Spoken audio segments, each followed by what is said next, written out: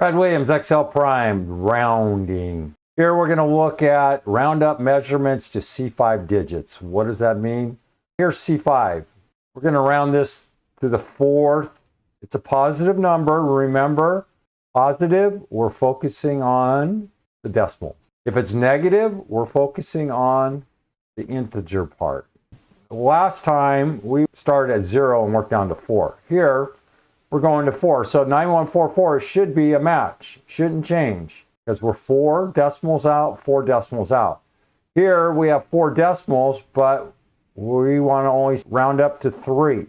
The only change will be we'll get rid of that 8 and round it up to the higher number. So that's why 5648 is now 565. 2 digits, you notice we have 2965. It should be 30. We're rounding up. And then 6930817, we're rounding up to 1 decimal. We're going to round up to 10. 0, we're going to get rid of all of the decimals. Now, we're going to reverse everything here. We're going to focus on the integer part, 13516. And we're going to round that up to the 10th, 13520. And here, we're going to just increment this, and you won't even be able to see it. The negative 1/10 of a dollar, if you will.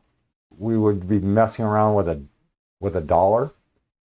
See how we go up from 12878. We get rid of all of the decimals and we go up $1.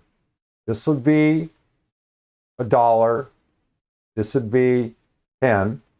And then if we put 10 here, it would be 100. So if we put negative 10 here, now we can't do that. Forget that. Over here, well, in terms of the actual structure here, we've done this rounded number to a specified number. Here you go. You can read this over here.